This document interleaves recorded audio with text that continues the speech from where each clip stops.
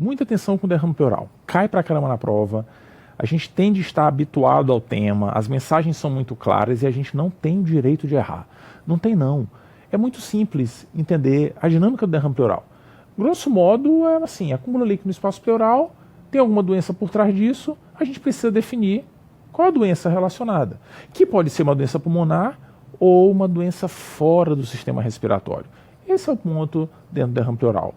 Encontrar a razão de que o líquido esteja acumulado no pulmão. E a cara do derrame pleural a gente conhece, né? Essa é a cara aqui, cara. Essa é a cara. É esse jeitão que a gente está habituado a ver o derrame. O líquido ocupa o espaço do pulmão, está se acumulando na pleura. Como ocupa o espaço do ar, a gente observa uma opacidade homogênea, porque o líquido está no lugar do ar, óbvio, o pulmão desapareceu e tal, só tem líquido lá. E a opacidade homogênea que geralmente estará livre no espaço pleural. Como estará livre, costuma respeitar a gravidade, lembra disso? Vai acumulando líquido na pleura, ele vai caindo, né? Vai caindo e começa a aparecer lá embaixo na pleura. Geralmente surge, inicialmente, lá no seio costofrênico, que vai subindo. Dependendo da intensidade da doença, vai ter muito líquido. Nessa radiografia, por exemplo, o derrame está do lado esquerdo. Há uma opacidade homogênea, com uma conformação em parábola na região mais superior. Olha só uma linhazinha bonitinha, lembra disso? Essa é a famosa linha de Demosot. O líquido vai acumulando e vai subindo, como a gravidade joga ele para baixo, ele vai adquirindo essa conformação. Essa imagem é típica de derrame pleural e de um derrame pleural livre. Um derrame pleural que está soltinho na pleura. Na imensa maioria das vezes é isso aqui que acontece. Pode estar de um lado, pode estar do outro, pode ser dos dois lados ao mesmo tempo, enfim. Quanto mais doença, mais vai encher o espaço pleural e provavelmente mais o paciente terá sintomas respiratórios. Então, muita atenção. Encontrou uma imagem como essa, opacidade homogênea, com conformação em parábola, a famosa linha de Demosot, estamos diante de um derrame pleural livre. Beleza, acabou a aula então, acabou nada. Porque a pergunta não é o que é isso aqui não. A pergunta é, por que o paciente tem derrame pleural? Por quê? Entendeu? Essa é a dúvida. E na verdade, essa dúvida nem sempre precisa ser resolvida. Nem sempre. Às vezes a gente pode deixar de lado, cara. Sabe por quê? Cara, doença tem que ter substância. Tem que ter substância. Não existe doença coisinha abobalhada. Ai, tô com uma coceirinha na pontinha do dedo. Ai, minha perna tá um pouquinho inchada. Não, doença tem que ter substância. Então a gente tem que fazer uma pergunta tradicionalmente quando estiver diante de um derrame pleural. Vem cá, tem substância ou não tem? É significativo ou não é? Isso é fundamental, entendeu? Porque se for uma coisa abobalhada, deixa de lado, cara. Isso não é doença, não dá nem para investigar, é tão pouquinha coisa, sacou? E se tiver uma doença mesmo, a gente não vai dar o diagnóstico pela pleura, entendeu? Então, para a gente investigar o derrame pleural, para a gente continuar nessa discussão, nessa aula, a gente precisa primeiro dizer que ele é um derrame significativo. Ele é importante, tem substância. E como é que eu posso saber disso? Lembra como é que é? Tem duas formas. A mais banal de todas é olhar assim a radiografia e dizer, eita, que derramão, cara. Poxa, tá doido. Essa é uma das formas. Ah, Fabrício, mas como é que eu vou dizer isso assim do nada? Qual é o parâmetro? Pois é, o parâmetro é interessante. É assim, ó. Lembra que o derrame começa a formar lá no seio costofrênico? Me acompanha aqui, ó, aqui embaixo, ó. Começa a formar lá embaixo e vai subindo. Lembra disso? Pois é. A proporção que ele for subindo, ele pode atingir um volume que deixe ele ser significativo. E para a gente dizer que ele é significativo, basta ele apagar o diafragma. Vai subindo. Quando ele passou da linha do diafragma, opa, é significativo. Entendeu? Enquanto der para ver o diafragma, a gente ainda tem dúvida se é ou não significativo. Mas passou, com certeza é. Tudo bem? Tem uma outra forma da gente ser mais criterioso, sabe? É que às vezes está lá no seio costofrênico ainda, mas já é significativo. Tem uma forma que a gente vê melhor o volume do líquido. É só pedir para o paciente deitar. Deita. Lembra desse exame? É a famosa radiografia em decúbito lateral com raios horizontais. O paciente está deitadinho, em cima do hemitórax esquerdo, nesse caso. Se o derrame estiver livre, quando o paciente deitar, ele vai correr lateralmente no tórax. Vai acumular entre o pulmão e a caixa torácica. Entendeu? Não? Olha aqui em cima, ó. O pulmão está coladinho nas costelas. Olha lá embaixo, tem alguma coisa separando o pulmão das costelas. Tudo bem? E a gente vê muito bem, olha só a linha do pulmão e as costelas. Ai, Fabrício, e aí? Como é que eu defino se é significativo ou não? É só medir a distância do pulmão para as costelas. Traça uma linha, tchu-tchu, entendeu? Mediu. Se essa distância for maior que 1 centímetro, também conhecido mundialmente como 10 milímetros, como está escrito no livro, esse é um derrame clinicamente significativo. Yes! Derrame significativo. Agora sim eu posso continuar na aula e eu vou investigar o derrame pleural. Espera aí, tem uma outra premissa para a gente investigar. Além de ser significativo, eu não posso conhecer a causa. Se eu já souber a causa, cara, não faz sentido investigar, né? Aí, Fabrício, é óbvio, mas na prática a gente às vezes vacila com isso, sabia? Pois é, então é isso, ó. Quando é que a gente investiga o derrame pleural? Tá aí, ó. Se ele for significativo, e se eu não souber a causa, entendeu? Ah, mas não deve ser difícil saber a causa, é? Aí, ó, diz aí qual é. Tem muita coisa que dá derrame pleural, cara, muita coisa. E aqui, é assim, eu botei só algumas, para a letra não ficar muito pequenininha, entendeu? Se eu quisesse encher esse slide aqui, encher essa tela, entendeu? Eu escrevi em mim causas de derrame pleural. É muita coisa, muita coisa. E aí, na medicina, para a gente não se perder, existe uma regrinha básica, né? Organize o raciocínio, crie um algoritmo, crie um protocolo para investigar as causas e tal. Tente separar grupos de causas, assim fica mais fácil. Não é diferente do derrame pleural. Então, vamos dividir o mundo do derrame pleural. Dividir, certo? Tem 2 mundos. Tem derrames pleurais e derrames pleurais. Entendeu? Lembra disso, né? Aqui estão as causas de derrame pleural chamados de líquidos derrames transudativos. E desse lado, os derrames exudativos. Em outras palavras, água, inflamação. Ponto final. Grosso modo, os derrames que são água costumam ocorrer por doenças não do pneumologista, vai. Na maioria das vezes são doenças de fora. É insuficiência cardíaca, que pode dar edema na perna, pode dar edema na pleura. Não. É como se fosse edema na pleura, cara. O paciente pode ter, cuidado, não é edema agudo de pulmão. Eu estou usando um termo só para, entendeu? Enfim, para ficar compreendida a coisa. Não pode inchar a perna? Pode, então pode inchar a pleura. Não é edema agudo, inchar a pleura. Insuficiência renal, síndrome nefrótica, hipominemia, hipotiroidismo, tudo isso pode dar derrame transudativo. Entendeu? Inchar a perna pode inchar a pleura. Agora, lá são as causas inflamatórias. Doenças muitas vezes do pulmão mesmo, tuberculose, pneumonia, neoplasia e tal, entendeu? Beleza? Muita atenção, porque fazer isso aqui já ajuda pra caramba, separar esses grupos. Tudo bem, mas como é que eu vou fazer isso? Como? Tem alguns raciocínios que até ajudam um pouquinho. Por exemplo, o derrame transudativo, que é água, às vezes está relacionado a doenças sistêmicas, ele pode ser bilateral, mais frequentemente ele é bilateral. As pleuras são compartimentos independentes, entendeu? Quando o paciente tem derrame nas 2 pleuras, ou é uma doença sistêmica, ó, aqui ó, ou então ele tem as 2 pleuras doentes, por exemplo, neoplasia com metástase para as 2 pleuras, entendeu? Quando é bilateral é mais difícil ser causa inflamatória, é mais fácil ser água. Agora, para matar a charada mesmo, para matar mesmo, tem que acender uma luz, não tem jeito. Eu estou da brincadeirinha? Acende a luz, cara. É a luz que define pra gente qual a causa do derrame pleural. Lembra disso, né? Lembra? São os famosos critérios de Light. Luz, tá. Sacou, né? Grosso modo, eles são muito simples de serem interpretados. Lembra como é que eles são, né? A rigor é assim, ó. A água não tem nada de moléculas, partículas sólidas e tal, né? Aqui tem bastante. Então, os critérios de Light, eles envolvem mais ou menos esse conceito de que, se a gente avaliar algumas partículas no derrame água, elas não vão existir, por exemplo, proteínas e DHL, a desidrogenase lática, que é uma proteína inflamatória, e no derrame inflamatório, não. Ali a gente vai encontrar nível elevado de proteínas e elevado de desidrogenase lática. Esse é o princípio da luz, dos critérios de Light. Tudo bem? Ah, Fabrício, eu preciso saber os parâmetros. Precisa, porque isso é o que mais aparece em prova dentro do derrame pleural. Lembra como é? Não esqueça, não. Os critérios de Light dizem o seguinte: se tiver muita proteína no líquido pleural ou muito DHL, estaremos diante de um derrame exudativo.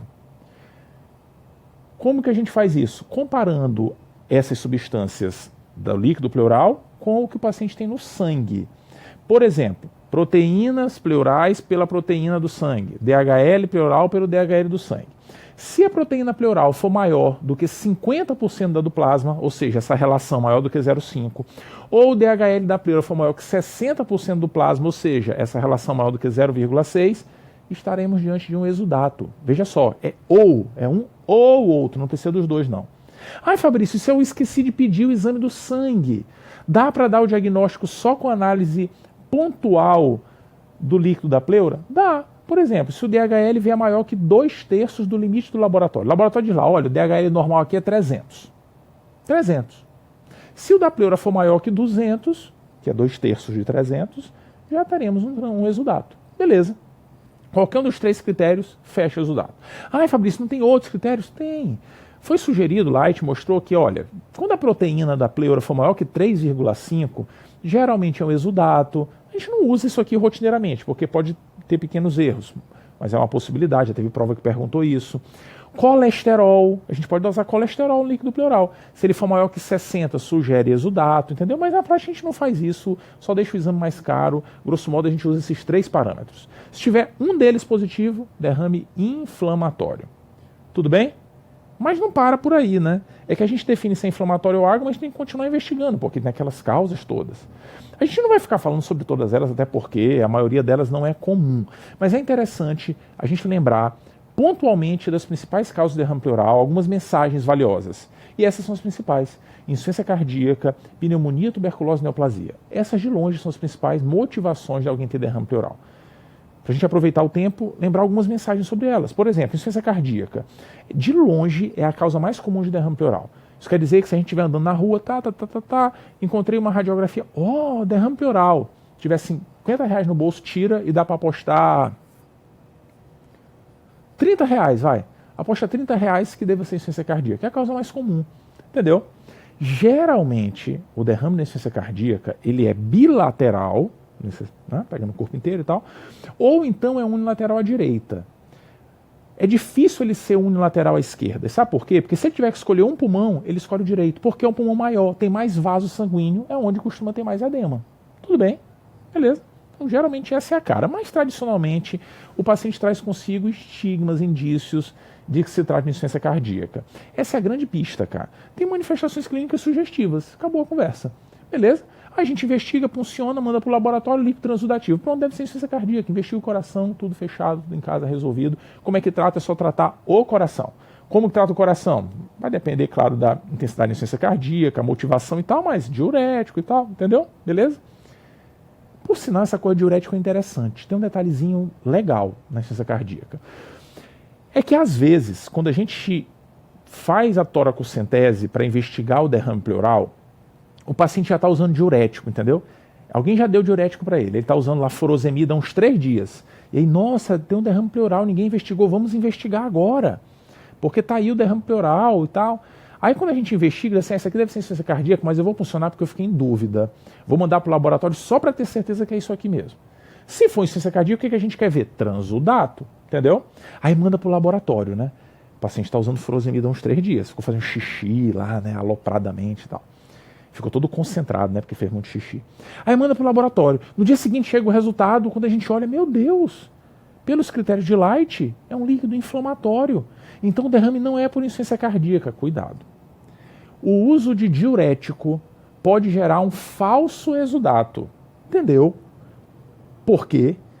É que quando o cara usa diurético, ele faz tanto xixi, ele elimina tanta água, que a pleura, o líquido pleural fica mais concentrado.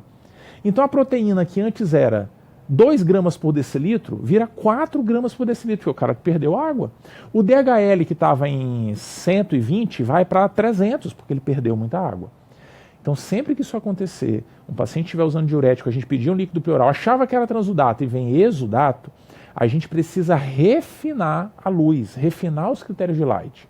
E como que a gente faz isso? A gente usa o mesmo parâmetro que a gente faz no líquido acítico. Lembra? O gradiente de albumina do soro e do líquido pleural. A gente acrescentar albumina ao critério. E aqui não é relação, é gradiente. Pega a albumina do sangue e subtrai da albumina do líquido pleural. O pensamento é, se a albumina do líquido estiver muito parecida com a do sangue, o derrame deve ser inflamatório, tem muita albumina na pleura. Se a albumina do líquido for muito baixa, muito diferente da do sangue, é água, entendeu? No líquido acítico, o valor é 1,1 de corte. No líquido pleural é 1,2. Sou maior que 1,2 é transudato, sou menor que 1,2 é exudato. Ponto final.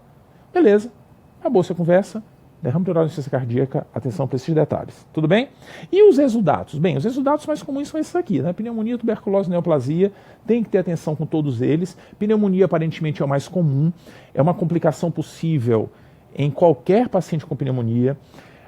Muitas das vezes acontece só uma pequena irritação pleural, com um pequeno derrame, que a gente não precisa fazer nada, é só tratar a pneumonia que tudo se resolve, mas a gente tem que ter atenção, porque a gente precisa evitar isso daqui.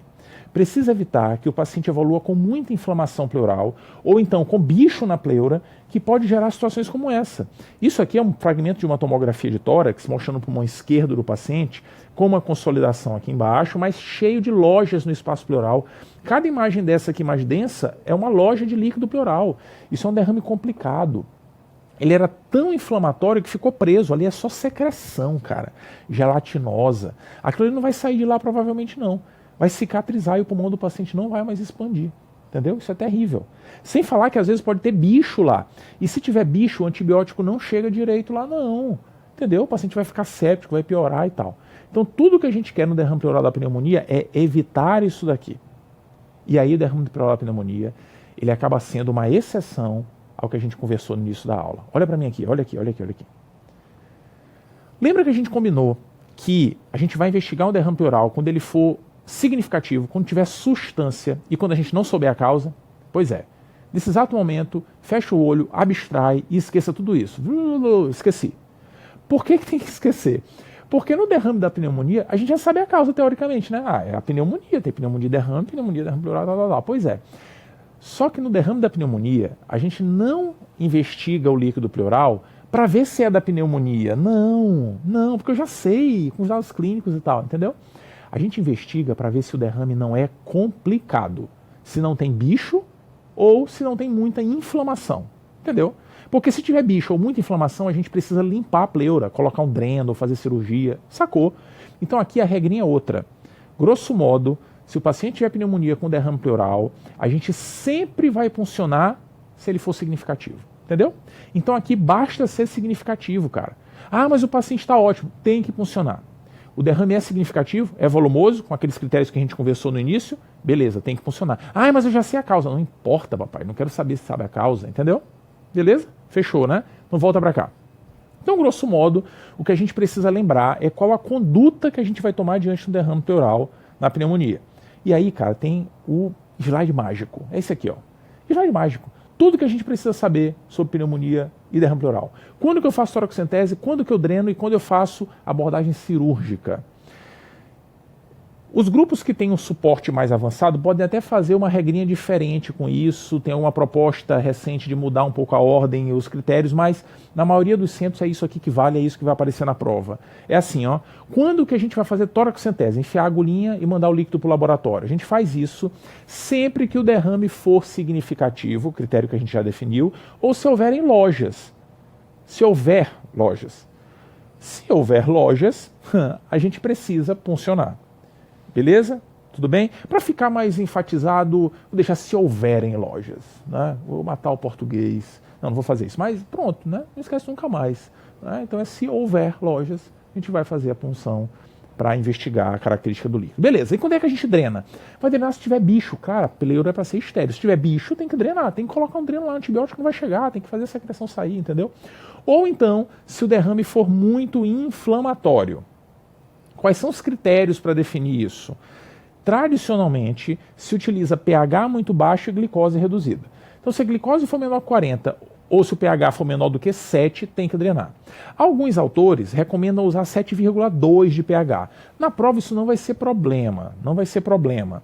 Se quiser até botar lá 7,2, pode ser também. Mas o examinador ele vai deixar muito claro o que ele quer, entendeu? Muito, muito claro. Então não tem estresse em relação a isso aqui não. Beleza? Fechou? Então, pH bem reduzido, glicose baixa, tem que considerar a drenagem. E a cirurgia a gente vai fazer se houver loculações, ou então se o paciente estiver piorando mesmo com a drenagem. Se o cara tiver muitas lojas, não adianta drenar, porque eu vou lá botar um dreno aqui, um dreno aqui, um dreno ali, não dá, né? Então é melhor fazer cirurgia para limpar o espaço pleural. Beleza? Essa é a conduta dentro do derrame pleural parapneumônico. Tudo bem? Ah, Fabrício, só volta aquele negócio do pH ali, porque, não sei, é assim, cara. Para fazer drenagem, a recomendação mais aceita é pH menor do que 7. Alguns autores sugerem 7,2 como critério. Na prova, geralmente, os examinadores não usam um pH entre 7 e 7,2. Na maioria das vezes o cara deixa logo menor do que 7 mesmo. Para deixar muito claro, para não ter confusão. Porque entre 7 e 7,2 é discutível. entendeu? Então ele vai deixar muito claro, não se angustie com isso não. Se quiser usar o parâmetro 7,2 até pode, mas geralmente os examinadores não vão explorar esse conceito. Beleza? Tudo bem? Fechou o derrame pleural, vamos usar antibiótico e tal, mas a conduta tem que ser pensada em relação à pleura também. Beleza? Muita atenção também com a tuberculose, hein? Porque a tuberculose, quando causa derrame pleural, ela não é igual a tuberculose cavitária, que o paciente vai definhando e tal, não. O quadro da tuberculose pleural geralmente é um quadro subagudo. Parece às vezes pneumonia, tosse seca, febrícula, a diferença é que dura um pouquinho mais de tempo, 3, 4 semanas. Mas a grande diferença nem é essa não, a grande diferença da tuberculose pleural para a pneumonia com derrame parapneumônico é que na pneumonia tem a consolidação, na tuberculose não, é só derrame pleural, entendeu? Aí a gente investiga, funciona o líquido pleural, porque é significativo, não sabe a causa e tal, e aí vem um derrame com predomínio de linfócito. Lá na pneumonia, o derrame parapneumônico, por exemplo, que o paciente tem uma consolidação e tal, o derrame geralmente tem neutrófilo, mas nem é assim que a gente diferencia não, porque o quadro clínico é bem diferente. Mas aqui a doença já tem um caráter subagudo crônico, predomínio de linfócitos. É bem verdade que se a gente encontrar um paciente nos primeiros dias com derrame por tuberculose, pode até ter um predomínio de neutrófilos, mas na prática, cara, é todo mundo predomínio de linfócito. Entendeu? Se a gente dosar pH e glicose, eles até podem estar baixos, mas não é tão baixo como na pneumonia, mas isso pode acontecer, glicose 45, 50, às vezes pode até ficar mais baixa mesmo, mas atenção, mesmo que estiver menor do que 40, não tem que drenar não, aquela indicação de drenagem é para pneumonia, se for derrame por outra etiologia, não, tudo bem, beleza? Isso é uma característica do derrame da tuberculose. Algumas provas às vezes cobram esse conceito de redução dos mesoteliócitos. Mesoteliócito é a célula normal da pleura. A gente produz mesoteliócitos todo dia para revertir a pleura, eles morrem e a gente pode encontrar no líquido pleural, né? Porque a pleura se descama para formar novas células. Acontece que na tuberculose, o paciente perde todos os mesoteliócitos da pleura. Todos. Por quê? Porque a tuberculose gera inflamação difusa do espaço pleural. O cara deixa de produzir mesoteliócito, por consequência ele não descama, e o resultado disso é que a gente não encontra no líquido pleural. O indivíduo normal costuma ter 4, 5% de mesoteliócitos na pleura. O cara com tuberculose geralmente não tem nenhum. Uma característica abobalhada, mas tem prova que pergunta. O que é importante mesmo são outras coisas. Por exemplo, a dosagem da adenosina deaminase. Ela é um produto metabolizado dos linfócitos e que ajuda muito a gente a pensar em tuberculose. Só tem um detalhe. Não esqueça que existem outras situações que aumentam a ADA. Empiema pode aumentar a ADA, artrite reumatoide, linfoma e também o mesotelioma, que é o tumor pleural associado à exposição ao amianto. Essas situações também podem levar a ADA. Como é que a gente faz na prática então? É só perguntar para o paciente. Ei, você tem um linfoma? Óbvio que não, vê se tem gânglio. Você tem artrite reumatoide? Mostra a mãozinha para ver se tem doença. Você tem mesotelioma, trabalhou com amianto? Você tem empiema, baseado nos dados clínicos, tem pus no espaço pleural, entendeu? Se não tiver nada disso, a gente pode tratar a tuberculose porque a adenosina deaminase estará elevada. Beleza? Se tiver baixa, tem que investigar de outro jeito e aí geralmente a gente biopsia a pleura e vai encontrar granuloma. Entendeu? ADA elevado, afastando essas situações, ou biópsia de pleura mostrando granuloma, a gente trata. E o tratamento é com esquema básico de tuberculose. Bonitinho como a gente faz a tuberculose pulmonar. Beleza? Fechou? Vai fechar agora, lembrando da neoplasia. Só, na verdade, aqui, para não deixar de falar, neoplasia é uma das causas possíveis de derrame exudativo. Geralmente dá um derrame com predomínio de linfócito, igual a tuberculose, igualzinho a tuberculose. A gente até brinca assim, olha, um exudato com muito linfócito, se o indivíduo for jovem deve ser tuberculose, se for idoso deve ser neoplasia, porque são as causas mais comuns de exudato com predomínio de linfócito. E aí, quando a gente encontra isso, a pergunta é, de onde está vindo o tumor? Não. E as 3 principais origens de tumor que envolvam a pleura são pulmão, mama e linfoma, nessa ordem. Sabe quem é o quarto colocado? Outros. Esses aqui são os mais importantes.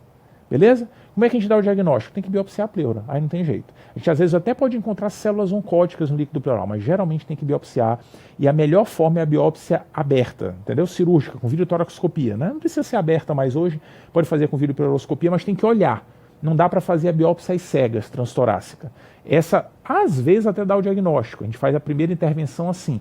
Mas, muitas vezes, o cirurgião pode biopsiar uma área que não tem um implante neoplásico.